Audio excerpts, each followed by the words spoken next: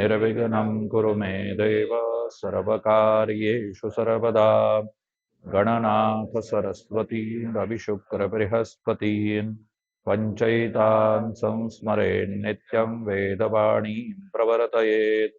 गुरुर्ब्रह्मा गुरुर्विष्णुः गुरुर्देवो महेश्वरः गुरुः साक्षात् परब्रह्म तस्मै श्रीगुरवे नमः।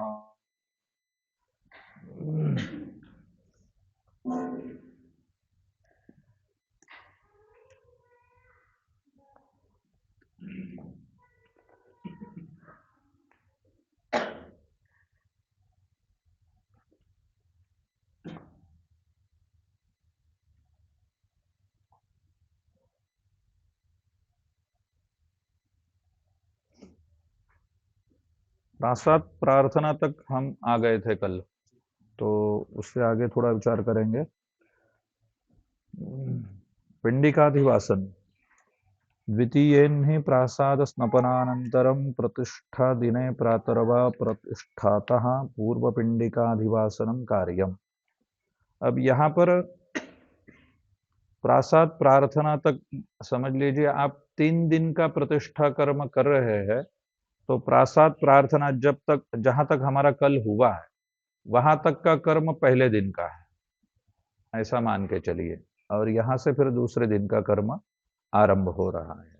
वैसे अपना भी आज दूसरा ही दिन है उत्तरार्ध का। आचमनम प्राणायाम जलमादाय आरब्ध सप्रासादाचल प्रतिष्ठांग भूतम पिंडिकायाम पिंडिकासु सूर्याचंद्रमसौ यावद्देवकला सान्निध्य हेतवे पिंडिका स्थापना अधिवासनं च करिष्ये। प्रासादे स्थाप्य प्रतिमा संख्यानुरोधेन पूर्वस्थापित तत्तत्पिंडिका गर्त समीपे ब्राह्मणान् अवस्थाप्य पिंडिकागर्तान् मधुघृताभ्यामभ्यज्य शुद्धवारिणा प्रक्षाल्य पूर्वस्नपनावशिष्टकलशवारिणा पिंडिकामन्त्रैः श्रीश्चते गौरीर्मीमाय श्रीश्चते ह्रीश्चते सभी है, हाँ ह्रीश्चते दो गौरीर्मीमाय इत्यभिमन संस्थाप्य गंधादिभिरभ्यर्च वस्त्रैराच्छाद्य तत्र तत्र गर्तेषु पिंडिका मंत्रान् न्यसेत्। मतलब यहाँ पर आप प्रासाद प्रार्थना होने के बाद में दूसरे दिन के कर्म के ओर बढ़ रहे हैं। वहां पर आप संकल्प लीजिए, जो हमने शुरू किया हुआ प्रासाद अचल प्रतिष्ठा, तो सब प्रासाद अचल प्रतिष्ठा माने मंदिर के साथ में जो मूर्तियों की स्थापना हम कर रहे हैं, उस कर्म के अंगीभूत पिंडिकायाम पिंडिकासु, जो जो पिंडिकाएं होगी या पिंडिका है, सूर्या चंद्रमसौ, जब तक सूर्य चंद्रमा, यावत देव, जब तक सूर्य चंद्रमा है तब तक यह देवकला सान्निध्य रहे इस मंदिर में, तो इसीलिए हम पिंडिका स्थापन अधिवासन कर रहे हैं, ऐसा संकल्प हमें लेना है। प्रासादम स्थाप्य प्रतिमा संख्यानुरोधेन, जितनी प्रासाद में हमको प्रतिमा स्थापन करनी है उतने हमें पिंडिका के गर्त बनाने होते हैं, पिंडिका के ऊपर गर्त बनाने होते हैं। तो पिंडिका ब्रह्मशिला कूर्मशिला इत्यादि हमने विचार किया है पूर्वार्ध में। तो वहां पर हमको गर्त उतने बनाने हैं। ब्राह्मणान अवस्थाप्य, वहां पर ब्राह्मणों को नियुक्त करिए। पिंडिका गर्तान मधुघृताभ्याम अभ्यज्य, पिंडिका का जो गर्त है वहां पे जितने भी गर्त बनाए होंगे, एक से अधिक प्रतिमा यदि है तो उतने जो भी गर्त हमने कारीगर से बनवा लिए हैं उनको मधु और घृत इससे अभ्यंजन करिए, मतलब उसको लेपन करिए मधु और घृत से। शुद्ध वारिणा प्रक्षाल्य, वहां पर शुद्ध जल आप प्रक्षालित करिए। पूर्व स्नपनावशिष्ट कलश वारिणा, तो पूर्व में जो हमने स्नपन किया हुआ है मूर्तियों का, उसमें से थोड़ा अवशिष्ट जो रखा हो, मतलब रखना है, तो उस एक कलश में रखना है। वह कलश का जल जो है पिंडिका मंत्र ही, अभी वहां पर पिंडिकाओं के मंत्र दिए हुए हैं, इस मंत्र से वहां पर स्नपन कराइए गर्त में उस जल से, और बाद में गंध पुष्प इत्यादि समर्पित करिए। वस्त्र आच्छादन, वहां पर वस्त्र आच्छादन करिए। यहाँ पर शीत वस्त्रैराच्छाद्य ऐसा मेरे प्रयोग में शब्द प्रयोग है, तो मतलब सफेद वस्त्र वहां पर आप ढक दीजिए वस्त्र से।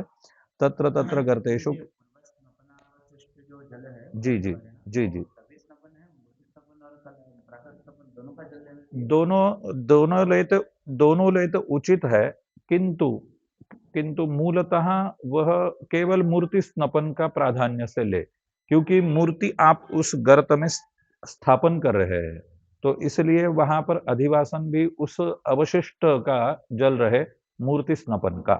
तो लेना उचित है। जी जी, वो उचित है। आप अपने यहाँ पे लगभग दोनों भी लेते हैं, लेकिन प्रासाद स्नपन का अवशिष्ट नहीं रहता है, ऐसा भी एक वचन है। क्योंकि प्रासाद के ऊपर आप समर्पित करें तो उसका अवशिष्ट नहीं रहता है, ऐसे भी कर्मकांडियों में मान्यता है, इसलिए मूर्ति स्नपन का अवशिष्ट आवश्यक है।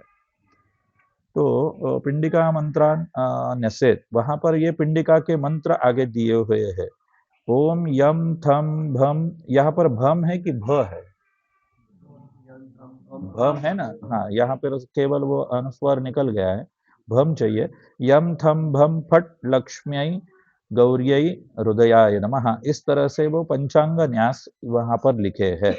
तो अभी आप जैसे कोई भी एक लीजिए, मतलब शिव परिवार में गौरी का गौरी से गौरीय नमः इस मंत्र से न्यास होंगे। अन्य जो भी प्रतिमाएं है वहां पर लक्ष्मी, चाहे वो अन्य देवता हो, मतलब जैसे ब्रह्मा जी हो, ब्रह्मा जी की स्थापन तो वैसे करते नहीं है, लेकिन मतलब यहाँ पर विष्णु जो है, विष्णु और उनके परिवार या अन्य कोई भी देवता है, तो वहां पर आप लक्ष्मी नमः इस मंत्र से न्यास कर सकते हैं, ऐसा इनका कहने का तात्पर्य है। अस्त्राय फट इत्या यहाँ तक न्यास हो गए। पिंडिकायाम पंचांगानि विन्यस्य, इस तरह से पिंडिका के 5 अंग के न्यास करिए। मूर्ति मूर्तिपति लोकपालान प्रागाद्यष्ट दिक्षु विन्यसे दक्षतैहि, वहां पर मूर्ति मूर्तिपति लोकपाल देवताओं की पूर्व से आरंभ करते हुए 8 दिशाओं में, मतलब दिक्षु विदिक्षु, वहां पर उनको आवाहन करिए अक्षत के द्वारा, ऐसा इन्होंने कहा है। आगे दिया हुआ है पूर्वे पृथ्वी मूर्तये नमः, पृथ्वी मूर्त्याधिपतये शर्वाय नमः, इंद्राय नमः, इस तरह से ये 3 देवता पूर्व में आएगी, बाद में आग्नेयाम, तत्पश्चात दक्षिणे, इस तरह से 8 दिशाओं में जो जो देवता कही है उनका आवाहन आप अक्षत के द्वारा वहां पर करिए। तत्पश्चात, उसमें भी अधिपति जो मूर्ति अधिपति है वो प्रधान देव के अनुसार बदलेंगे, जी ये जी जी, सामान्य शिव हाँ के लिए हाँ दिया हाँ, है। ये सामान्य शिव के लिए केवल दिया भेद है। समझ लेना। जी जी जी जी, वो भेद उस तरह से हो सकता है निश्चित रूप से। ये थोड़ा मतलब जो सीखे हैं उनको ये ज्ञान ज्ञान होना जरूरी है, क्योंकि ये इन्होंने प्रायोगिक रूप से ये दिया हुआ है। लेकिन जैसे अभी बात कही अक्षय भाई ने, तो बिल्कुल सत्य है कि शिव के अतिरिक्त यदि देवता है तो वह मूर्तिपति जो है वो बदल जाएंगे, और वो अधिपति रहेंगे वही। देवता प्रकरण में वो सभी जो प्रधान देव है उसके देवता दिए हैं। हाँ, तो उनका भेद वहां पर देवता मंत्र प्रकरण में दिया हुआ है, देवता प्रकरण में या देवता मंत्र प्रकरण में दिया है, तो ऐसा निश्चित रूप से सत्य है। इति पिंडिका न्यासम विधाय आभ्याम मंत्राभ्याम पिंडिकाम अधिवासयेत्, कौन से मंत्र से?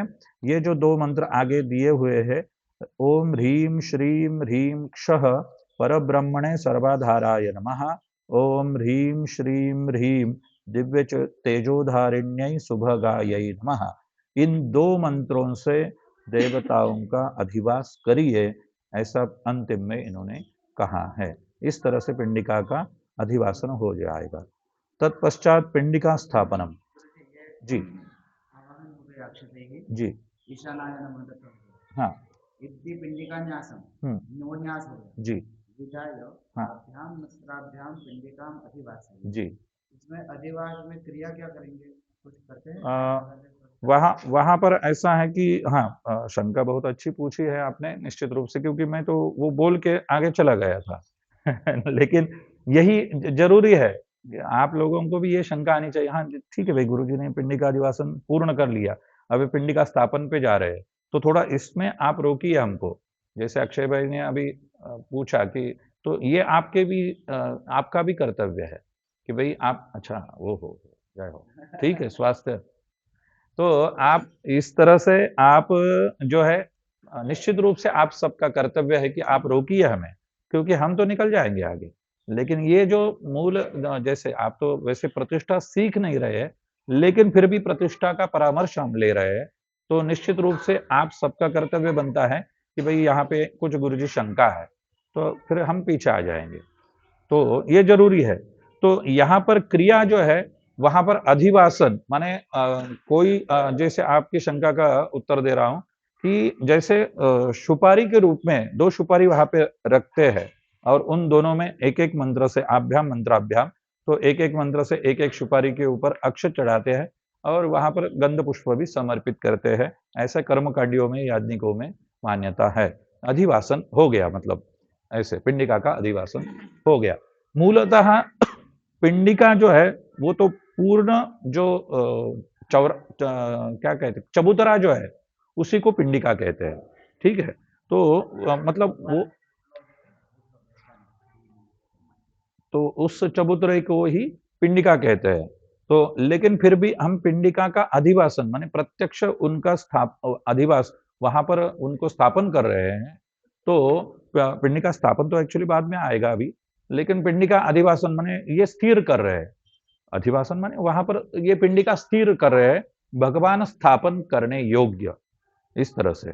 तो फिर इसीलिए वहां पर सुपारी के रूप में चाहे आप अक्षत छोड़िए उसमें गर्त में, जो जो पिंडिका के जो गर्त बनाए गए होंगे भगवान के स्थापन के, उस नाप से कटिंग किए जाते हैं और फिर उनमें भगवान की मूर्ति स्थापन होती है। तो उस गर्त में ये सब क्रियाएं आपको करनी है, ये आप ध्यान में रखिए। अच्छा, पिंडिका अक्षय भाई, आपके शंका का समाधान हो गया? जी बिल्कुल। जी जी। तो पिंडिका स्थापन में जाएंगे अभी। पिंडिका स्थापन देशे पंचरत्नोपरि सौवर्णम कूर्मम द्वार सम्मुखम निधाय। वहां पर उन्होंने कहा है कि पिंडिका स्थापन में पंचरत्नोपरि सौवर्णम कूर्मम द्वार सम्मुखम निधाय। एक तो वहां पर मतलब पिंडिका स्थापन देशे, वहां पर वो जो स्थापन का जो है वहां पर आपको पंचरत्न के ऊपर सौवर्ण कूर्मम, सोने का कूर्म आपको रखना है। अब वो तो संभव नहीं है, तो फिर जो भी संभव है वो आप रखिए। द्वार सम्मुखम, द्वार के सम्मुख रखना है। और तदुपरि पंचरत्नानि विन्यस्य, पुनः उस पर पंचरत्न आप छोड़िए। तदुपरि कूर्मशिला ब्रह्मशिला पिंडिकात्मिकां त्रिवप्राम सिंहासन पर पर्यायाम शिलाम निदध्यात्। वहां पर एक शिला कूर्मशिला ब्रह्मशिला पिंडिकात्मिकां त्रिवप्राम, त्रिवप्र माने कूर्मशिला ब्रह्मशिला और पिंडिका, इस तरह से तीन वप्र है, माने तीन भाग है वहां पर। तो इनमें सिंहासन पर पर्यायाम शिलाम निदध्यात्, सिंहासन भगवान का जो सिंहासन है जहां पर भगवान की मूल स्थापन होने वाले हैं, वहां पर शिलाम निदध्यात्, वहां पर कोई शिला रखी है। मतलब आप चौकोन के आकार में कर सकते हैं, आप थोड़ा क्या रेक्टेंगल, मतलब जैसे अपना बृहस्पति का आकार होता है तो आयात, तो उस तरह से कर सकते हैं। उसका कोई निश्चित यहाँ पर ये नहीं है, लेकिन ये शिला स्थापन में उनके आकार, उनके स्थान और उनकी देवताएं सुनिश्चित है। वो शिला स्थापन में शायद हमने पहले पूर्वार्ध में वो विषय लिया था। तो उस तरह से वहां पे शिला रखिए। प्रथमो वप्रः, अभी जैसे तीन भाग हो गए, प्रथम भाग में कूर्मशिलाख्यो मध्यमो ब्रह्मशिलाख्य उपरि तृतीय वप्रा पिंडिकाख्य। जैसे हमने आपको कहा है शुरुआत में कि प्रथम भाग जो है वो कूर्मशिला है। जैसे हमने भूमि पूजन के पश्चात जब शिलारोपण शिला स्थापन इत्यादि विषय लिया था आरंभ में, अपना पिछले जो वर्ग हुआ उस समय, तो उसमें वहां पर गड्ढे में कूर्मशिला आती है, कूर्मशिला के ऊपर ब्रह्मशिला, और ब्रह्मशिला के ऊपर से फिर वो जो पंचधातु या सुवर्ण का जो पाइप आएगा वो पिंडिका तक आएगा, वहां पर स्पर्श होगा। इसका मूल कारण है कि जमीन से स्पर्श भगवान का रहे, ये भाव है। क्योंकि आप यहाँ पर स्थापन कर रहे हैं पिंडिका के ऊपर भगवान को, किंतु वह जमीन से स्पर्श नहीं होगा, क्योंकि वहां पर नीचे आप कहेंगे कि गुरुजी वहां पर तो नीचे गड्ढा है, तो मतलब गड्ढे में तो मिट्टी रहेगी या रेती रहेगी, तो जमीन का स्पर्श हो गया, ऐसा भाव नहीं है। क्योंकि वहां से ब्रह्मशिला से वहां तक स्पर्श अनिवार्य है भगवान का, पिंडिका तक। तो जहां तक मतलब भगवान की मूल स्थापन गर्तमा होने वाली है, वहां तक वो पाइप या वो जो सली हो, वो वहां तक आना आवश्यक है। तो इस तरह से तृतीय वप्रव पिंडिका का है।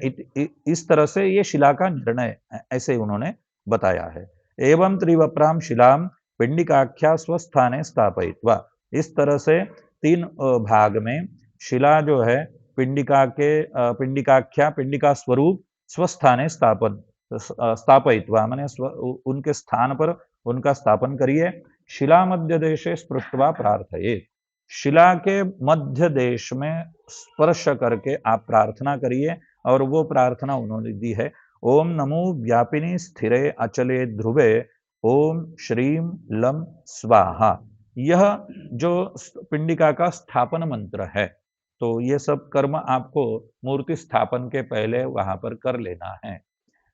बाद में वहां पर उनकी प्रार्थना भी है। त्वमेव परमाशक्त्या, अच्छा ये श्लोक हम दोनों लेंगे, महत्वपूर्ण है। ओम नमो नमो व्यापिनी स्थिरे अचले ध्रुवे ओम श्रीं लम स्वाहा।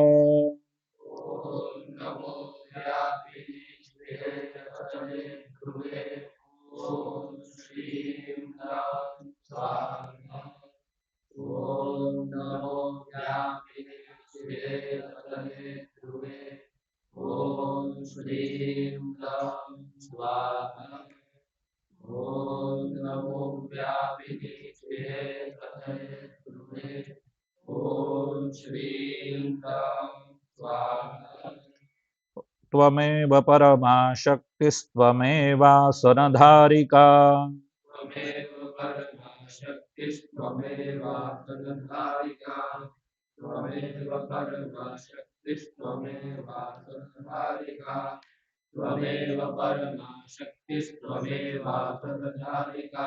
शिवाज्ञया त्वया देवि स्थातव्यमिह सर्वदा।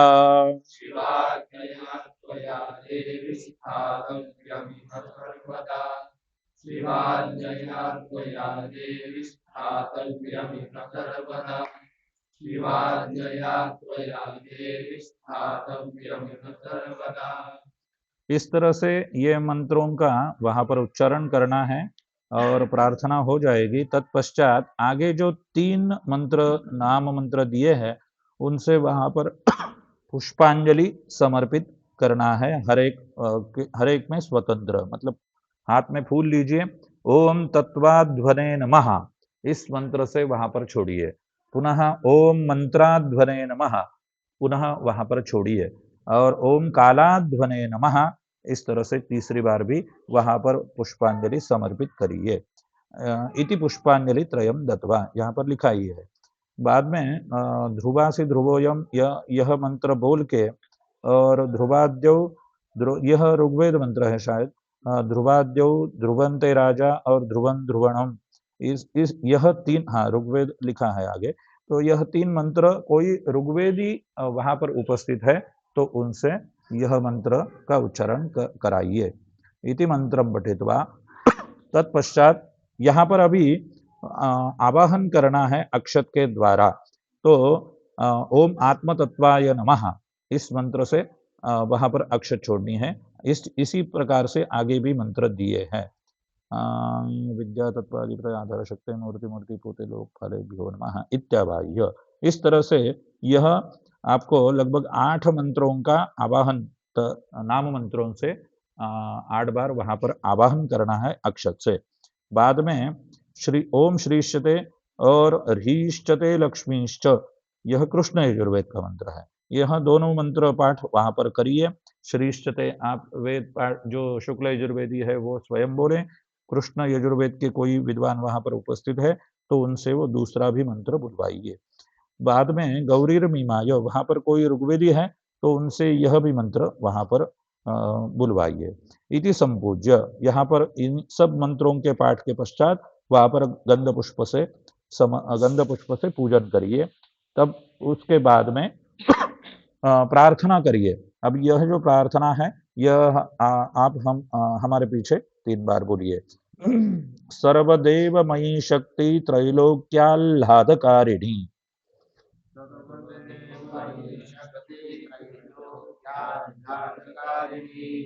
सर्वदेवमयी शक्तिस्त्रैलोक्याधारकारिणी, सर्वदेवमयी शक्तिस्त्रैलोक्याधारकारिणी, त्वां प्रतिष्ठापयाम्यत्र मन्दिरे विश्वपूजिते, त्वां प्रतिष्ठापयाम्यत्र मन्दिरे विश्वपूजिते, त्वां प्रतिष्ठापयाम्यत्र मन्दिरे विश्वपूजिते, त्वां प्रतिष्ठापयाम्यत्र मन्दिरे विश्वपूजिते, यावच्चन्द्रश्च सूर्यश्च यावदेषा वसुन्धरा, यावश्चन्द्रश्च सूर्यश्च यावदेषा वसुन्धरा, यावदेषा यावश्चन्द्रश्च सूर्यश्च यावदेषा वसुन्धरा, वो यावश्चन्द्रश्च यावदेशा है सूर्यश्च शायद, यावदेषा यावदेशा वसुंधरा।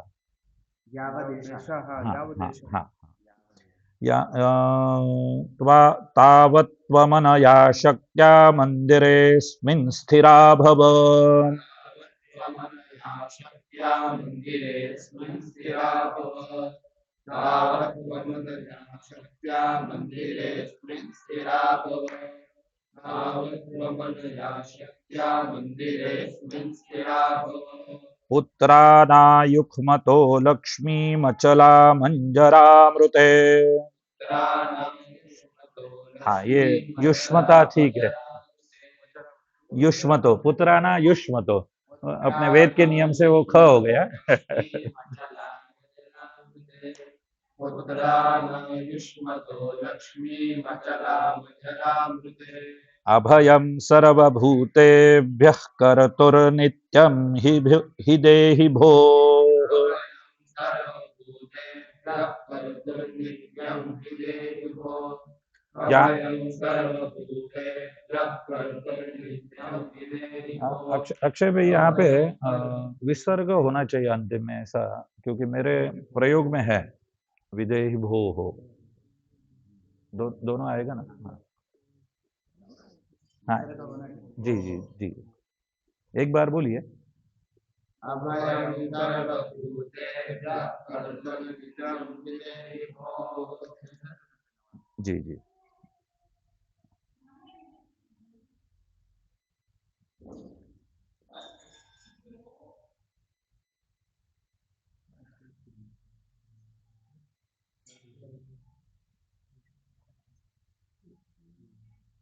हो गया। विजयं भूपते सर्वलोकानां सुखमेव च,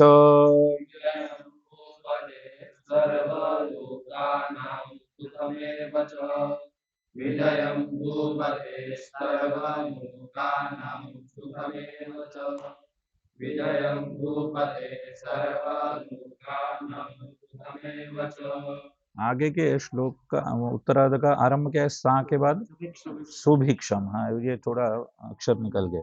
सुभिक्षम क्षेमम आरोग्यम कुरु देवी नमोस्तुते। सुभिक्षं क्षेममारोग्यं कुरु देवि नमोऽस्तुते, सुभिक्षं क्षेममारोग्यं कुरु देवि नमोऽस्तुते, सुभिक्षं क्षेममारोग्यं कुरु देवि नमोऽस्तुते। इस तरह से यहाँ पे प्रार्थना बोलकर बाद में हमें पिंडिका के न्यास करने हैं। संप्रार्थ्य पिंडिकायाम वर्णन्यासं कुर्यात्, बाद में वर्णन्यास करने हैं।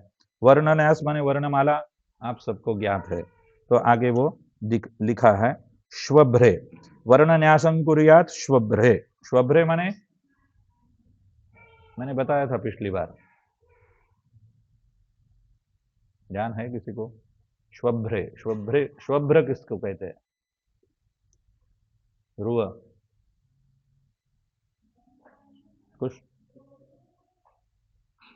श्वभ्र माने गर्त, श्वभ्रे माने वहां पर गर्त में हमको यह न्यास करने हैं, माने वहां पर हमको स्पर्श करते रहना है।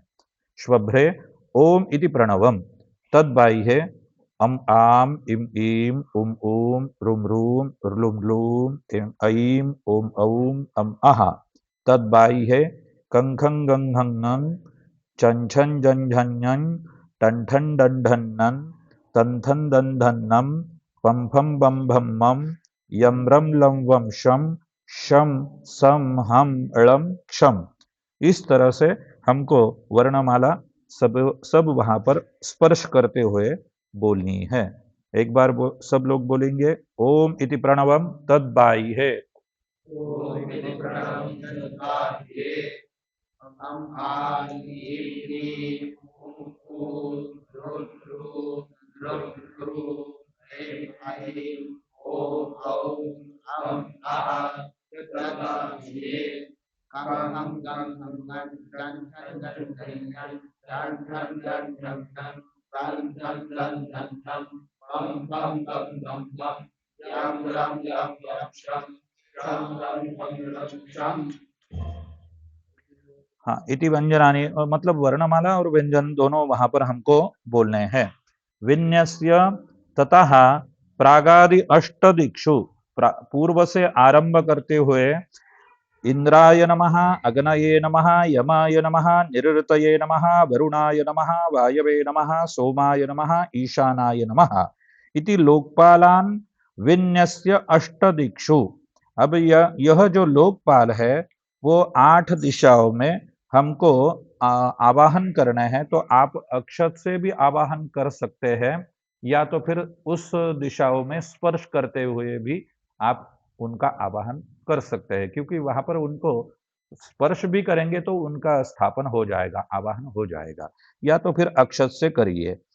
विन्यस्य अष्टदिक्षु, इस प्रकार से यहाँ पर 8 दिशाओं में, पर तत्पश्चात 8 दिशाओं में जो हमको ये आगे जो रत्न रखने हैं तो उनका भी स्थापन करना है। वज्र, मौक्तिक, वैडूर्य, शंख, स्फटिक, पुष्पराग, इंद्रनील, महानील, शकलानी, गोधूम, यवाक्षत, तिलान। यहाँ इस तरह से रत्न, तत्पश्चात गोधूम, यव, यव माने जौ, अक्षत माने चावल, और तिल, तो तिल में सफेद कृष्ण कोई भी लीजिए, कोई वैसे स्पष्टीकरण नहीं है तो कोई भी ले सकते हैं। गर्भ मध्य हिरण्य रौप्यादि धातुजम, गर्भ मध्य जो रखना है तो हिरण्य रौप्यादि धातुजम, हिरण्य माने सोना, और रौप्यादि माने चांदी, और अन्य आदि कहाँ है तो मतलब कोई तांबे का भी सिक्का हो या कुछ हो तो वो भी रख सकते हैं। हाँ, रौप्यादि यहाँ यहाँ पर इस तरह से आप रख सकते हैं। धातुजम माने ये धातु आप रखिए। देवस्य वाहनम गरुड़ादि गर्त मध्य निक्षिप्य। अब जैसे भगवान का जो विग्रह मुख्य होगा उस तरह से उनके नीचे उनका वाहन रखना चाहिए। यहाँ पर इस तरह से पिंडिका स्थापन में बताया गया है। जैसे हम शिव जी का स्थापन कर रहे हैं, पिंडिका शिव जी की मूर्ति, शिवलिंग ऊपर स्थापन करने वाले हैं, तो अधिवासन में क्या वाहन आएगा? हाँ, तो इस तरह से नंदी कोई भी धातु माने चांदी का लीजिए, सोने का लीजिए, या आप तांबे का लीजिए, या अष्ट धातु में से जो भी आपको संभव है वो आप अष्ट धातु में से कोई भी ले सकते हैं। माने लोह का भी ले सकते हैं क्योंकि वो धातु में ही आएगा। तो मतलब वहां पर उनका रखिए। गर्त मध्य निक्षिप्य मनः शील हरितालांजन काशिस, यहाँ पर मनशील नाम की औषधि है शायद अक्षय भाई। तो मनशील नाम की औषधि आती है जो प्रायः मतलब हिमालय मतलब जहाँ पे बर्फ है वहां पर उनकी उत्पत्ति होती है। तो वह औषधि भी वहां पर रखी है। हरिताल यह भी औषधि जो है वह क्या पठार प्रदेश में आती है। हरिताल जो है वो पठार पठार प्रदेश माने जहाँ पे केवल नहीं पठार माने जैसे ऐसे चढ़ाव जो होता है ना। हाँ हाँ, तो उस तरह से वहां पर यह हरिताल नाम की औषधि आती है, वो भी रखी है। हरिताला अंजन का अंजनक शीस, तो मतलब हरितालांजन। अच्छा, हरितालांजन शायद शब्द एक ही है ना, या हरिताल शब्द है, क्योंकि मेरे हरिताल अंजन काशी। हाँ, तो मतलब अंजन अंजन से क्या होगा? हम्म, अ, अ, अंजन अपना ये आता है ना, सूरमा सूरमा सूरमा सूरमा, हाँ हाँ हाँ। तो अब वो अंजन वो भी उसमें डालना है। शीस माने शीस, शीशक जिसको हम कहते हैं, तो वो भी आप डालिए। सौराष्ट्री गोरोचन गोरोचना गैरिक पारदान। सौराष्ट्री ये तो थोड़ा क्लिष्ट है हमारे लिए समझने में। गोरोचन सौराष्ट्री गोरोचना गो है, ग- अगरू बोलते ना, अग अगरु अगरुक हाँ, अगरुक और बाद में और पारद। पारद जी।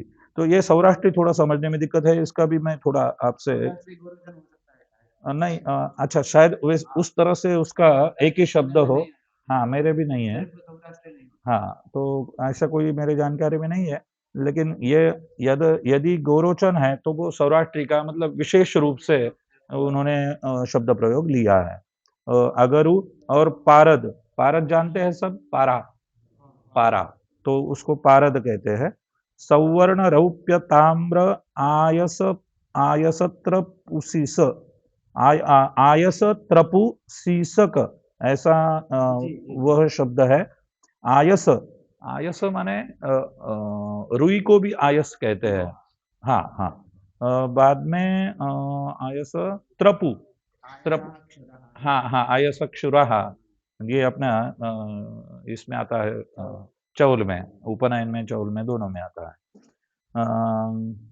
तो आयस त्रपु शीसक कांस्य कांस्य और हाँ अरकूट शायद होगा वो जी। कांस्य माने कांसा, और अरकुट नाम से एक धातु है वो भी। अरकुट या वनस्पति है पता नहीं अभी, वो थोड़ा संभ्रम है इसमें, थोड़ा संभ्रम है जी जी। जी जी, तीक्ष्ण लोहानी वैसे मतलब उसको धार हो या ऐसे कील कील जैसे, तीक्ष्ण लोहानी माने लोहा डालना है लेकिन उसको नुकीला हो, उस तरह से वो ले। तो कोई भी आप उस तरह से छोटा सा शस्त्र जिसको कहे तो वो आप ले सकते हैं। तत्पश्चात श्वेत रक्त चंदन, चंदन जो है दोनों लीजिए आप, रक्त चंदन और श्वेत चंदन। अगरु, अगरु शब्द आगे भी आया है अक्षय भाई। ठीक है, तो ये थोड़ा बाद में थोड़ा देखेंगे इसका। ये ऊपर वाला जो है सौराष्ट्री गोरोचन गैरिक, ये थोड़ा अपन थोड़ा देखेंगे बाद में। तो अर्जुन नाम से भी एक औषधि है, आप जानते हैं। उशीर, यह भी औषधि है।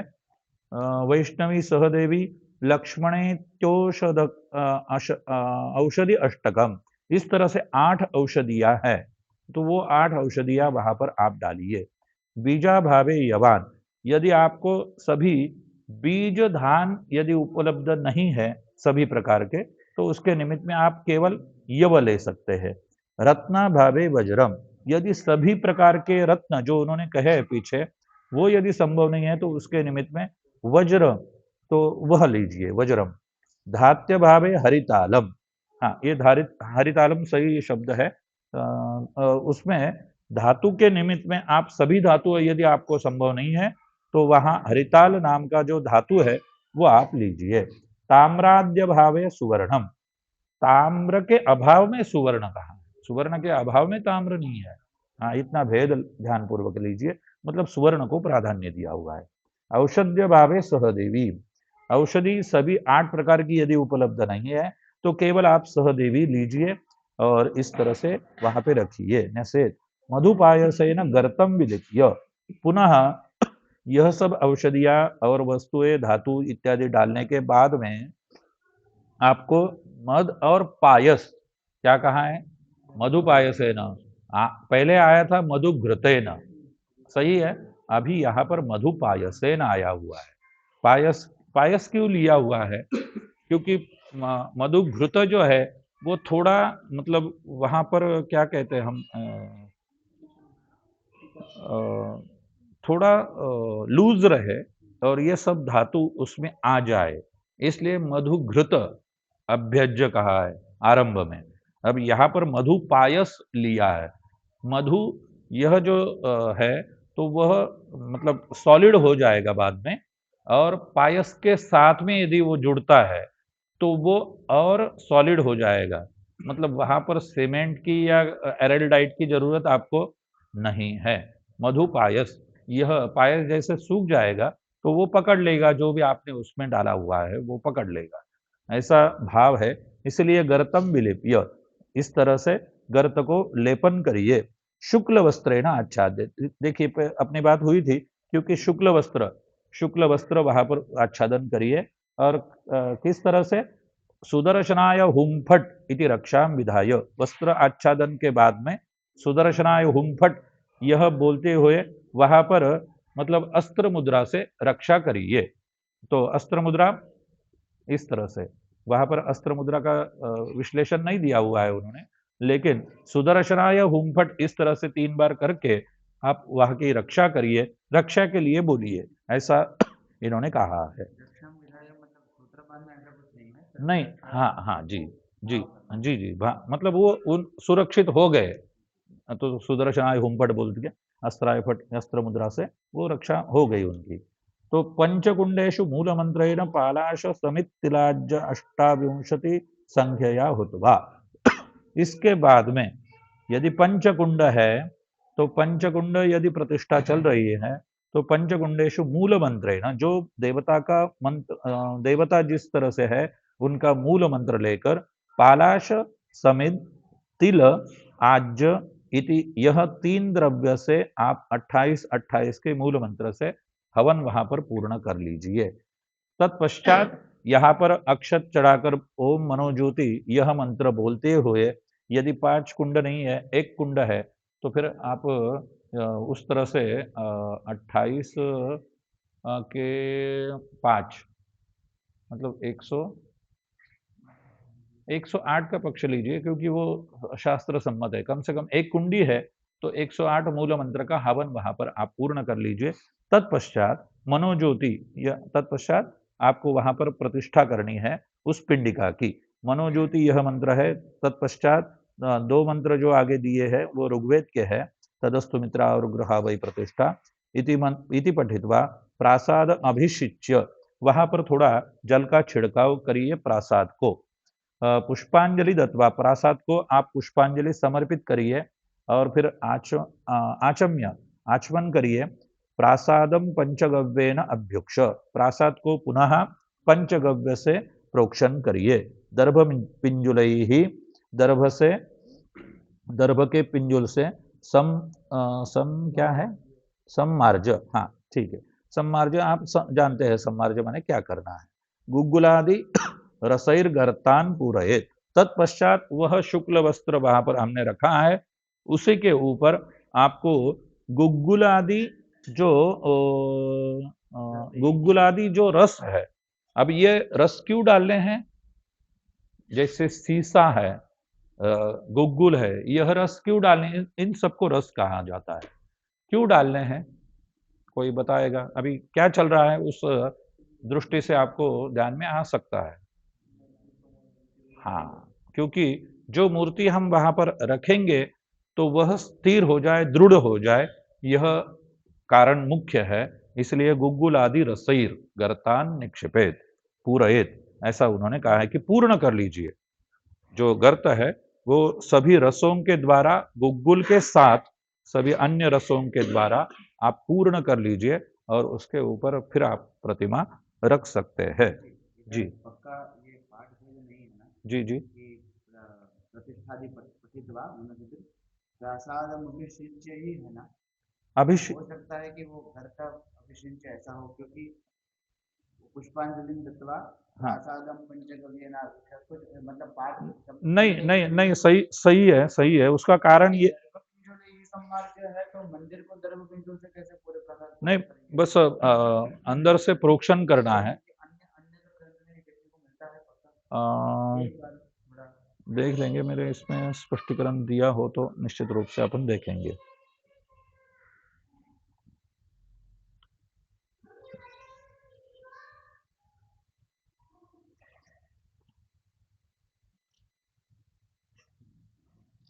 क्योंकि जो हमारी गुरु जी ने बात की थी ना जी जी लक्ष्मी शंकर जी के बारे में, हाँ हाँ इन्होंने अपनी आप अगर ध्यान से देखेंगे मतलब शास्त्र प्रकरण संस्कृत शास्त्र और प्रयोग हाँ वो एक उनकी बहुत अवधि के गैप में उन्होंने, अच्छा आप समझे हाँ हाँ कि हाँ ये मेरे पास ये लिखा हुआ है और ये मैंने किसको दे दिया किसी छाप हाँ, ये फिर मैंने तो दो चार उसमें पाँच थोड़ा साल भेद बाद हो गया। तो 5 साल में कुछ संशोधन हुआ होगा या कुछ, तो प्रयोग में और शास्त्रार्थ प्रकरण में ही आपको एक कुछ कहीं कहीं जगह एक अंतर एक देखने हाँ, को एक मिलता है वाक्यता और नहीं ये मिलती है। ये अच्छा तो इसलिए थोड़ा और दूसरा नहीं, ये जब छपा तब गुरु जी की आयु बहुत, हाँ हाँ हाँ, तो इनका उन्होंने वो क्या बोलते हैं प्रूफ रीडिंग ही नहीं नहीं हुई, हुआ है। जिसको जो ठीक लगा हाँ वो हाँ लिख हाँ दिया हाँ, छाप दिया, तो उसके हिसाब से थोड़ी देख लेंगे।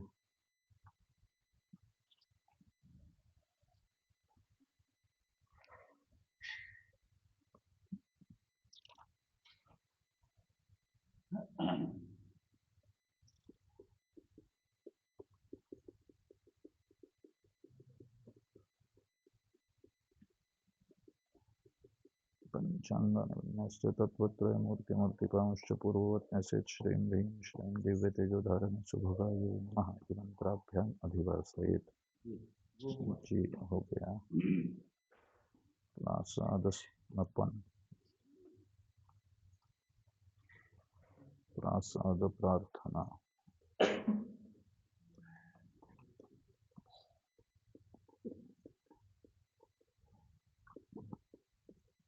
कूर्मशिला ब्रह्मशिला पिंडिका।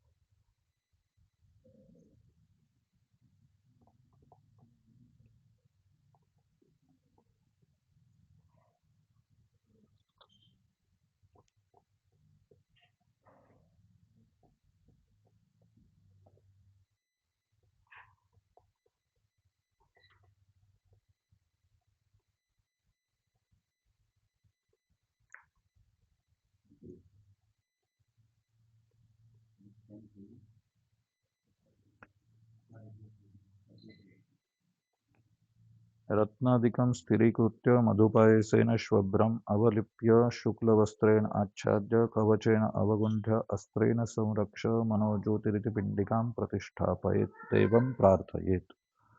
बस इतना ही है यहाँ पे। इसके आगे नहीं। ये आगे का विषय आएगा, देखते हैं इसमें थोड़ा अपन संशोधन करेंगे। किंतु वो दोनों जगह पर प्रासाद आया है, तो यहाँ तक मैंने हो भी सकता है प्रतिष्ठा हो गई इनकी पिंडिका की प्रतिष्ठा हो गई, और वहां पर बाद में फिर इति पठित्वा या यह मंत्र पाठ जो भी है अपने मनोज्योति और तदस्तु मित्रा गृहावै, यह मंत्र पाठ के पश्चात प्रासादम अभिषिच्य पुष्पांजलि दत्वा आचम्य प्रासादम पंचगव्येन अभ्युक्ष। अब थोड़ा ये आचम्य जब शब्द आया ना, तो हमको भी थोड़े संदेह हुआ कि भाई आचमन किस लिए किए हैं, क्योंकि कोई वैसे कारण नहीं है। क्योंकि आप पंचग प्रासादम अभिषिच्य पुष्पांजलि दत्वा, पुष्पांजलि के बाद में आचमन का प्रयोजन क्या है, ये भी थोड़ी शंका उत्पन्न हुई। प्रासादम पंचगव्येन अभ्युक्ष, पंचगव्य प्रोक्षण के बाद में भी यदि आचम्य शब्द आता तो भी संदर्भ नहीं मिलता है, क्योंकि कोई आवश्यकता नहीं है। तभी लिखा है तो कुछ पता नहीं, मतलब गलती से छप गया या कुछ कारणवश लिखा है, ये थोड़ा संशोधन जरूरी है। दर्पमिंजुली सम्मार्ज। थोड़ा संदेह है हमको भी इसमें। फिर गुलगुलादि रसई गत्तान पूरयेत। अगर अनेन हो जाता तो फिर वो हो भी सकता है, नहीं भी हो सकता, लेकिन विचारणीय है। हाँ, ये थोड़ा चीज थोड़ा हमें शंका है, थोड़ा शंका। अन्य ग्रंथ देखेंगे तो ना, पक्का देखेंगे क्योंकि इसमें तो नहीं है। प्रासादादि कोई दिक्कत असमासनंतरम प्रतिष्ठा दिने। जी। यहाँ तक हम गुग्गुलादि रसैर गर्तान पूरयेत, यहाँ तक आ गए। तत्पश्चात जलमादाय अनेन पिंडिकादिवासन कर्मणा सपरिवार स्थाप्य देव प्रियताम ततो मंडपम गच्छेत। अयम विधिर्द्वितीये हनि प्रासादादिवासनानंतरम प्रतिष्ठा दिने प्रतिमानां प्रासाद प्रवेशनात् पूर्वं वा कार्यः। यह आपको उन्होंने बता दिया अनेन करने के बाद में। आगे दिया है यह जो विधि है आप दूसरे दिन करिए, या तो फिर प्रासाद के अधिवासन के बाद में करिए प्रतिष्ठा दिन में, या फिर प्रतिमानाम प्रासाद प्रवेशात, प्रतिमा जब प्रासाद में प्रवेश करने वाली है उसके पहले आप निश्चित रूप से कर लीजिए। ऐसे उन्होंने पर्याय यहाँ पे 2-3 हमको दिए हैं। तो तब मतलब मूल तो यह है कि प्रतिमा जब प्रासाद में आई है उसके पहले यह कर्म पूर्ण होना अनिवार्य है, यह ध्यान में रखना है। तो वो आप दूसरे दिन या तीसरे दिन कर सकते हैं, ऐसा इन्होंने यहाँ पर दिया है। इति पंडिकाधिवासनम तत्वन्यासाः शय्यादिवासाः निद्रावाहनञ्च। अब यहाँ पर यह होने के बाद में यह तत्वन्यास माने मूर्तियों के न्यास, शय्यादिवास माने भगवान का जो सुख शैया हम देते हैं प्रतिष्ठा के निमित्त में वह, और उसके पश्चात फिर निद्रा देवी का आवाहन, यह कर्म अभी आगे आ रहा है। शांतिक पौष्टिकादि होम काल एव यजमानमन्यम प्रतिनिधिं वा देव समीपे उपवेश्य। शांतिक पौष्टिकादि होम काल मतलब शांतिक पौष्टिक का जो होम चल रहा है उस समय यजमान स्वयं या अन्य प्रतिनिधि, मतलब कोई ब्राह्मण प्रतिनिधि भी यह कर्म कर सकता है, ऐसा इन्होंने यहाँ पे वा दिया है। तो वहां पर पर्याय है। तो देव समीपे उपविश्य, भगवान के पास में बैठे। पूर्व मंडपे शय्याम विरचनम उक्तम, पूर्व पूर्व में मंडप में शैया की रचना करिए, यह हमने कहा है। उक्तम तदनंतरम यजमानः प्रांगमुखो उदंगमुखो उपविश्य, तत्पश्चात यजमान प्रांगमुख या उदंगमुख बैठे। जलमादाय, हाथ में जल लीजिए, और यहाँ पर यह तो संकल्प है। आसु प्रतिमासु सूर्याचंद्रमसो यावत् सकल तत्व देव कला दिव्य तेजो निष्पत्तये शय्यादिवासम तत्वन्यासांश करिष्ये। इस प्रकार से आप दो कर्म का संकल्प वहां पर इकट्ठा करिए। शय्या सुप्तानाम प्रतिमानाम परितः शैवे। हाँ, शैवे बरोबर है ना? हाँ, क्योंकि इसमें थोड़ी मतलब छपाई में कोई अक्षर निकल गए हैं ऐसे, क्योंकि जीर्ण प्रत है, तो कुछ मेरे बोलते समय कुछ हुआ तो बता देना। शय्या सुप्तानाम प्रतिमानाम परितः शैवे पूर्वादि क्रमेण ओम भवादि अष्ट देवता। यहाँ पर 8 देवता भव से आरंभ करते हुए शिव की यदि प्रतिष्ठा है तो पूर्व से आप वह देवताओं का आवाहन करिए। यदि विष्णु स्वरूप किसी देवत की प्रतिष्ठा है तो विष्णुवादी दामोदरांत अष्ट देवता आवाहन करिए। यह इस प्रकार से करिए। माने यदि इन्होंने देवी के लिए शायद प्रकरण में पूर्व में दिया होगा, वह आप पढ़ लीजिए। जी जी जी।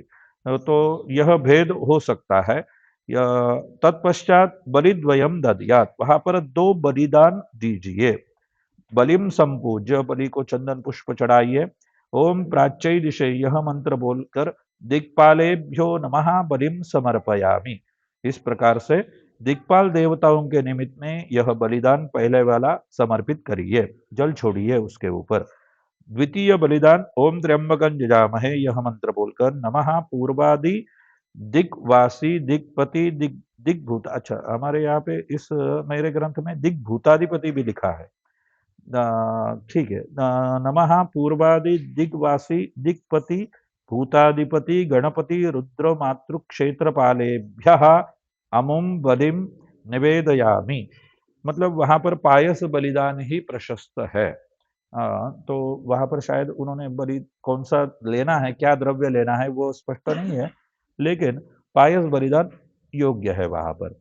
अमुम बलिम निवेदयामि इति जलम मुक्त्वा आचामेत, यह इस प्रकार से जल छोड़िए और आचमन करिए। प्रतिमानाम तानि तायंगानि, सही है ना? हाँ प्रतिमानां तानि तानि अंगानि स्पृष्ट्वा न्यासाः कार्या इति प्रथमः कल्पः।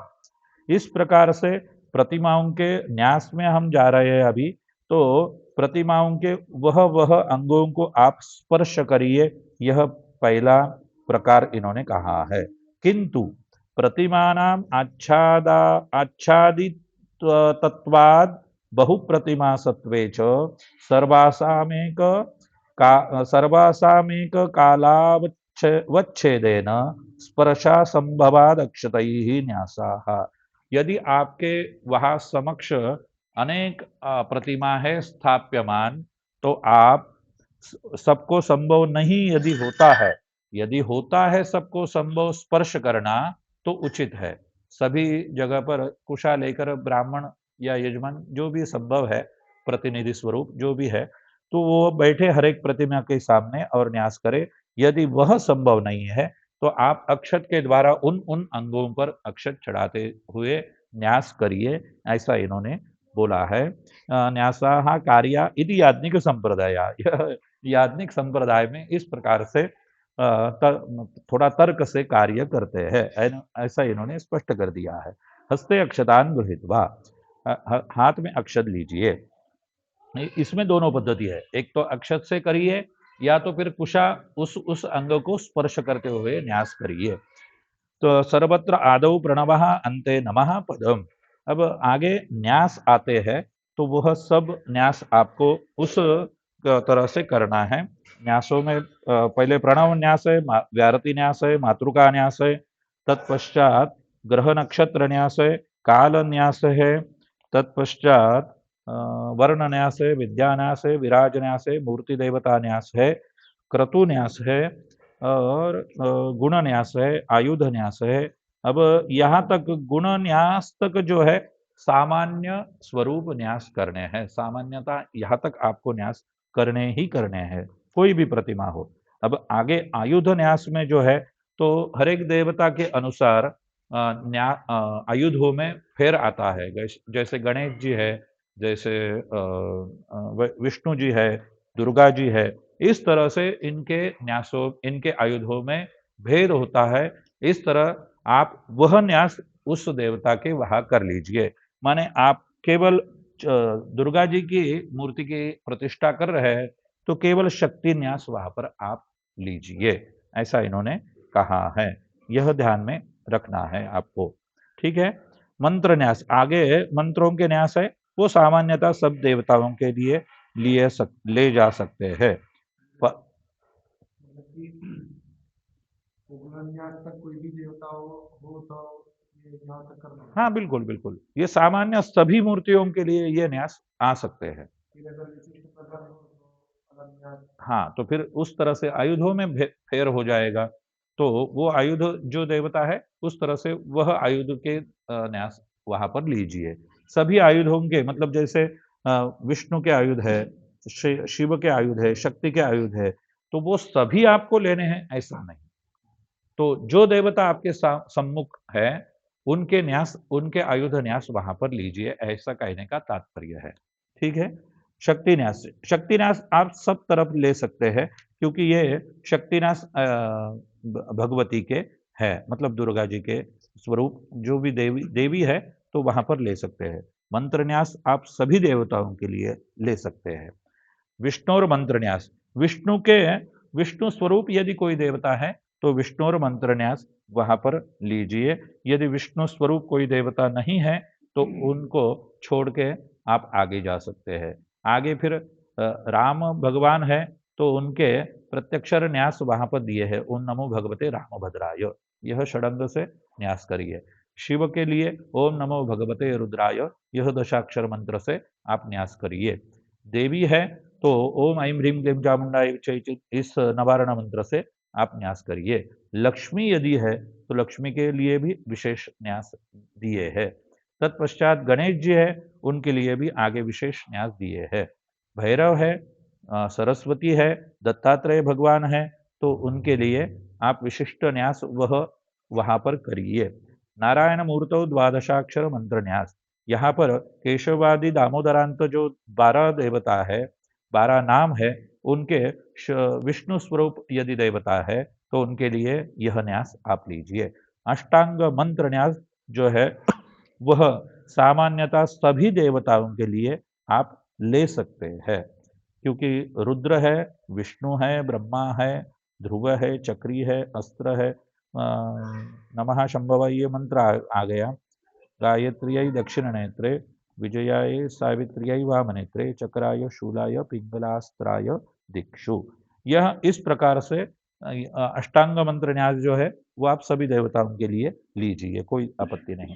पुरुष सूक्त न्यास सर्वसाधारण विष्णुश्च, यह आप सभी जानते हैं कि पुरुष सूक्त विष्णु के लिए सर्वसाधारण है, वह न्यास है यहाँ पर दिए है, तो वह आप न्यास निश्चित रूप से आप करिए। क्योंकि उत्तर नारायण सूक्त से भी है, मतलब श्रीष्टते तक आपको न्यास करने हैं, जद्य जद्यन तक रुकना नहीं है, आगे भी जो 6 है वह षडंग भी आप कर लीजिए। अयम पुरुष सूक्त न्यास सहस्र शीर्ष मूर्धनेत्र पादादि रूपांग व्यापृत, सही है ना, व्यापृत परमात्मक द्योतक पुरुष सूक्तस्य सर्वदेव साधारणत्वात् साधारण इति वन्यत्र। प्रतिष्ठेन्दु जो ग्रंथ है उसमें यह साधारण स्वरूप में यह न्यास दिए है पुरुष सूक्त से। कोई भी देवता जी, कोई भी देवता के लिए व्यावृत आएगा, व्यावृत परमा हाँ व्यावृत है क्या, हाँ व्यावृत, व्यावृत शब्द ठीक है, सही है। तो व्यापृत है कि वहां पर, अच्छा प्रुत है ना, यहाँ पर प्रुत है, और हमको अपेक्षित है व्यावृत। हाँ हाँ हाँ, ठीक है। परमाद्योतक, पर यह परमात्मा द्योतक 16 मंत्र है, या उत्तर नारायण को जोड़कर सभी को परम द्योतक मंत्र कहते हैं पुरुष सूक्त को, इसलिए ये किसी भी मूर्ति को आप ले सकते हैं, ऐसा आधार प्रतिष्ठेन्दु शेखर नाम के ग्रंथ में आता है, ऐसा इन्होंने इनका कहने का तात्पर्य है, प्रतिपादक। जी जी जी जी प्रतिष्ठा के लिए जो प्रतिष्ठित ग्रंथ है जी और लब्ध है, जी, इसे ध्यान में कितने होंगे? कुछ नाम सर्वदेव प्रतिष्ठा प्रकाश, हाँ वो बराबर। जी। तत्पश्चात है प्रतिष्ठा वासुदेवी, वो उपलब्ध है। प्रतिष्ठा वासुदेव में थी एक प्रत, मैंने देखी हुई है, यदि है तो मैं आपको भेजूंगा निश्चित रूप से। प्रतिष्ठा वासुदेवी, प्रतिष्ठा मयूख, में भी दिए हुए हैं ना, हाँ आरंभ में शायद सभी, लेकिन वो लब्ध पुस्तक नहीं हाँ है। लब्ध नहीं है, ये भी बात सत्य है। प्रतिष्ठा वासुदेवी मिल जाएगी, प्रतिष्ठा मयूख मिल जाएगा, और प्रतिष्ठेन्दु शेखर भी मिल जाएगा। यह तो 4 मेरे जानकारी में है कि यह 4 मिल सकते हैं। थोड़ा परिश्रम करने पड़ेंगे, क्योंकि आउट ऑफ प्रिंट तो निश्चित रूप से है, किसी के संग्रह से हमको मिल जाएगा निश्चित रूप से, और बाकी अन्य भी मिले तो बहुत उत्तम होगा, लेकिन वो थोड़ा कालातीत कह सकते हैं उनको, तो वो मतलब किसी के पास उपलब्ध भी है ऐसा संभावना थोड़ी कम है, क्योंकि बहुत पहले उनकी छपाई हुई होगी, मतलब स्वातंत्र पूर्व में उनकी छपाई हुई होगी, ये भी लगभग उसी प्रकार से है, लेकिन ये देखने में आते हैं कहीं ना कहीं, ये 3-4, लेकिन बाकी तो नहीं मिलते हैं कभी देखने को। अच्छा, तो उन्होंने कह दिया है स्त्री रूप देवतासु प्रकृते है प्राधान्यतर तत्र तत्र श्री सूक्त न्यासा विशेषेण तो लक्ष्म्या। अब जो भगवती स्वरूप जो देवता यदि है तो प्राधान्य से वहां पर श्री सूक्त से, मतलब जैसे हम पुरुष सूक्त से कह रहे हैं सहस्रशी रेखा, यह मंत्र बोलकर पादयो हो, उस तरह से हिरण्यवर्णाम इति मंत्रेण पादयो हो, इस तरह से आप सामान्यवत न्यास करिए, ऐसा इनका कहना है। एवं अन्य देवतासु तत्तदेवता सूक्तानि अथर्वशीर्षानि लिंग मंत्रान मूल मंत्रान वा पठेत। अब जैसे इसके अन्य विचार करें तो जैसे शिव जी का है, तो शिव जी का यदि आपको संभव नहीं है तो केवल 16 जो मंत्र है रुद्र के 5वें अध्याय के, नमस्ते रुद्रमन्यो से मानसोके तक, यह 16 मंत्र को रुद्र सूक्त कहा जाता है। यह आपके जानकारी हो नहीं हो तो ध्यान में रखिए, इसको भी रुद्र सूक्त 16 मंत्र को कहते हैं। यदि आपको जैसे अभी थोड़ा विषयांतर कर रहा हूं लेकिन संदर्भ यही रहेगा, संदर्भ यही ले रहा हूं आपके कर्मकांड की दृष्टि से आप ध्यान में रखिए। जैसे हम देवताओं का, मंडल देवताओं का, ग्रहों का स्थापन करते हैं, अंतिम में हम क्या स्थापन करते हैं? ग्रहों के ईशान में कलश स्थापन करते हैं जिस पर वरुण देवता आती है। अब शायद मैंने इसका संदर्भ लिया था, वरुण देवता, बरोबर, क्योंकि क्योंकि लगभग जो है कि ईशान में जो है, ईशान में वरुण भगवान आते हैं, वरुण भगवान आते हैं। तो गुरु हम बाद में बात करते हैं, शिविर चल रहा है। अरे बाप रे, महादेव, बात करते हैं बाद में, महादेव। तो विषय चल रहा था अपना कि ईशान में जो कलश है रखा है ग्रहों के ईशान में, तो वहां पर हम देवता लेते हैं रुद्र, है ना, असंख्याता मंत्र बोलते हैं, रुद्र देवता का आवाहन करते हैं। मूलतः देवता वहां पर वरुण ही है, यह आप सबको ध्यान में रखना है, इसकी बात हुई थी आपने। अच्छा, दूसरा संदर्भ में ये ले रहा था यहां से कि वहां पर अभिमंत्रण जो है, अभिमंत्रण, उस कलश में जो जल है, ईशान कलश में जो जल है, पूजन हो गया आपका, आपने वहां पर वरुण मंत्र से आवाहन करके वरुणाय नमः इस मंत्र से वहां पर गंधादि यथोपचार जो भी संभव है आपने कर लिया, ये सामान्यता ठीक है। तत्पश्चात आपको वहां पर उस कलश में जो जल है उसको रुद्र सूक्त से अभिमंत्रण करना है। यह सभी ग्रंथों में सुनिश्चित है। संदर्भ क्या है? रुद्र सूक्त से अभिमंत्रण करे, यह मुख्य वहां पर है। लेकिन रुद्र सूक्त से अभिमंत्रण के निमित्त में हम देवता भी रुद्र बना देते हैं, वहां पे देवता रुद्र नहीं है, यह आपको ध्यान में रखना है। वरुण देवता है, हाँ, वरुण देवता वहां पर है। वो रुद्र से संज्ञक हो गया क्योंकि रुद्र सूक्त से अभिमंत्रित है जल, इसलिए वो ऊपर रुद्र संज्ञक वरुण कहें या फिर वरुण कहें, कोई आपत्ति नहीं, लेकिन केवल रुद्र आप कहेंगे तो वो गलत हो जाएगा, यह ध्यान में रखना है। अच्छा, दूसरा संदर्भ यहाँ से, जी जी जी जी जी, ऐसा सुना है जी, ग्रह होने के बाद संख्या था सब बोलते हैं, आप ये बोलते हुए सुना है वही तो मैं पिछली बार भी ये टॉपिक उठाया था मैंने, और मैं प्रायः कर्मकांड में बोलते रहता हूं कि भाई दो बातें खास करके, मतलब वैसे तो बहुत सी बातें बताता हूं युवा कर्मकांडियों को, जो जिज्ञासु है उनको ही बोलता हूं, क्योंकि जो जिज्ञासु नहीं उनसे बोलने में कोई हमारा समय बिगड़ जाता है। तो प्रायः मैं यह कर्मकांड में बोलते रहता हूं कि ईशान में वरुण देवता है, वहां पे असंख्याता रुद्र से आवाहन नहीं होगा, वरुण मंत्र से आवाहन करिए। वरुणस्योत्तम भरमिति वरुणम आवाहयेत, मतलब पंच वारुण मंत्र जो है वो एक ही है शुक्ल यजुर्वेद में। कौन सा? क्यों पंच वारुण मंत्र आता है?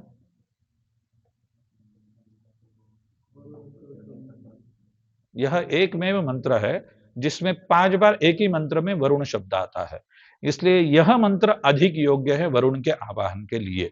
इसलिए अपने ग्रंथकार भी कहते हैं कि वरुणस्योत्तम भनमिति वरुणम आवाहयेत, है ना। तो इसलिए इंद्र का आवाहन करना है तो पंचेंद्रिय मंत्रेण इंद्रम आवाहयेत। कौन सा? उसमें भी 5 बार इंद्र शब्द आता है। तो ये छोटी छोटी बातें हैं, आगे आपको ध्यान में रखनी है सबको। हाँ, तो कहने का तात्पर्य था कि वरुण मंत्र से ही वरुण देवता का आवाहन करिए। और रुद्र सूक्त से उस कलश में जो जल है उसको अभिमंत्रित करिए आप। ठीक है, तो रुद्र सूक्त की बात चल रही थी आपने। रुद्र सूक्त में षडंग रुद्र ले अधिक उत्तम। यदि वह संभव नहीं है, नमक चमक ले, यह दूसरा पर्याय। वह भी संभव नहीं है, 66 मंत्र लीजिए, पूरा रुद्राध्याय, 5वां अध्याय माने, तो वह तीसरा पक्ष।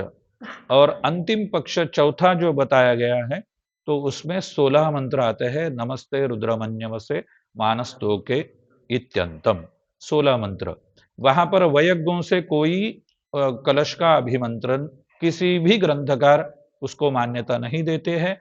प्रायः याज्ञिक जो होते हैं, अरे हाँ वयगुण बोल दो, 8 मंत्र से हो जाएगा। ये 8 मंत्र से नहीं होगा, क्योंकि उसको रुद्र सूक्त नहीं कहते हैं। ये सत्य बात है। तो इसलिए आप सबको ध्यान में रखना है कि वरुण देवता का आवाहन वरुण मंत्र से ही करे और रुद्र सूक्त से अभिमंत्रित करिए, कम से कम 16 मंत्र नमस्ते के।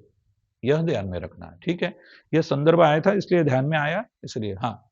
मैंने बाहर देखा है कि सभी जो कलश रखते हैं देवताओं के, उसमें भी रुद्र सूक्त से और 16 मंत्र से कौन से कलशों को? मतलब कलश जो होते हैं वो देवता के कलश जो होते हैं, हाँ, मतलब हम पुण्यवाचन में आरंभ में जो रखते हैं, देवता के स्थापन के लिए पूर्ण पात्र वही। अच्छा, सब में आवश्यक नहीं है, क्यों? इस हाँ, क्यों उनमें पूजन है, अभिमंत्रण सब में रुद्र से नहीं है। उसका मूल कारण यह है कि ईशान में जो ईशान का जो कलश है कुछ, तो उसको अभिमंत्रण क्यों है? क्योंकि वह अभिमंत्रित जल बाद में अभिषेक में आपको लेना है, इसलिए। बाकी जल लेते हैं कि आप किसी कलश का मार्जन में, अभिषेक में। शांति कर्म की बात अलग है। शांति कर्म में वो विधान स्वतंत्र रूप से दिया है, और वहां पर भी प्रधान के जो 4 कलश है, 5 कलश है, 3 कलश है, तो उनको अलग अलग सूक्तों से अभिमंत्रण है। रुद्र सूक्त से, केवल रुद्र सूक्त से नहीं है, केवल रुद्र सूक्त से केवल ईशान कलश को अभिमंत्रण है। बाकी प्रधान में शांति कर्म में जो अभिमंत्रण बताया गया होगा, तो वह अलग अलग सूक्तों से है। पूर्व में अप्रतिरथ सूक्तम, दक्षिणे यम सूक्तम, जो भी है, पश्चिम में वरुण सूक्तम, उत्तर में देवता सूक्तम या रुद्र सूक्तम, जो भी है। तो केवल रुद्र सूक्त वहां पर नहीं आता है, केवल रुद्र सूक्त केवल ईशान कलश को ही है। तो इसलिए सब कलशों में रुद्र सूक्त से अभिमंत्रण करने की आवश्यकता निश्चित रूप से नहीं है, इसका कोई प्रमाण नहीं मिलता है। ठीक है, समाधान हो गया। अच्छा, तत्पश्चात एवं अन्य देवेषु तत्तद देवता सूक्तानि अथर्वशीर्षानि लिंग मंत्रान्। तो अन्य अन्य देवताओं के लिए अन्य अन्य जो देवता सूक्त है वहां से आप बोलिए, या फिर उन देवताओं के लिए अथर्वशीर्ष बोलिए। पंचाथर्वशीर्ष आप जानते हैं, 5 देवताओं के, पंचायतन देवताओं के पंचाथर्वशीर्ष है, जानते हैं ना। देवी के लिए देवी अथर्वशीर्ष, गणपति के लिए गणपति अथर्वशीर्ष, सूर्य, विष्णु, रुद्र, ये सब अथर्वशीर्ष भी है 5। तो इनसे भी आप कर सकते हैं, या तो फिर लिंग मंत्रान। लिंग मंत्रान माने वह देवता का नाम जिनमें आता है, ऐसे देवता के सूक्त या ऐसे देवताओं के मंत्र, वो भी आप ले सकते हैं। या तो फिर मूल मंत्र आप ले सकते हैं, ऐसा इन्होंने यहाँ पे कहा है। यथा शिवस्य नमस्ते रौद्राध्यायः षोडश रुचोभा। क्या कहा है? जैसे अपनी बात हुई अभी, नमस्ते का पूरा अध्याय बोलिए या कम से कम 16 मंत्र, ऐसा इन्होंने बोला है। गणेशस्य ब्रह्मणस्पति सूक्तम गणपति अथर्वशीर्षम वा। तो गणपति के लिए ब्रह्मणस्पति सूक्त जो आता है वो यजुर्वेद में भी है, ऋग्वेद में भी है, ठीक है। और गणपति अथर्वशीर्ष सामान्यता दोनों में है, वो भी बोल सकते हैं। देव्याः श्री सूक्तम अहम रुद्रेभिरिति देवी सूक्तम। अहम रुद्रेभि सप्तशती में आता है देवी सूक्त, जो ऋग्वेद से है, देवी सूक्त, या फिर देवी अथर्वशीर्ष, इसमें से जो भी संभव है वो करिए। हनुमतो वीरभद्रावतारत्वात् रौद्र सूक्तम। वीरभद्रा के अवतार के समय में जो रौद्र सूक्त कहा है, वह आप हनुमान जी के लीजिए, हनुमान जी के लिए लीजिए, या तो फिर मूल मंत्र या फिर लिंग मंत्र, जो भी संभव है वो लीजिए।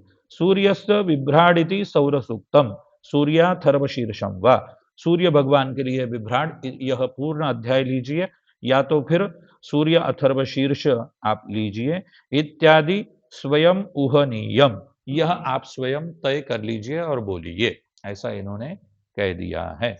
अभी थोड़ा जलपान करेंगे, एक 5 मिनट के लिए, 5-10 मिनट का विश्राम लेंगे।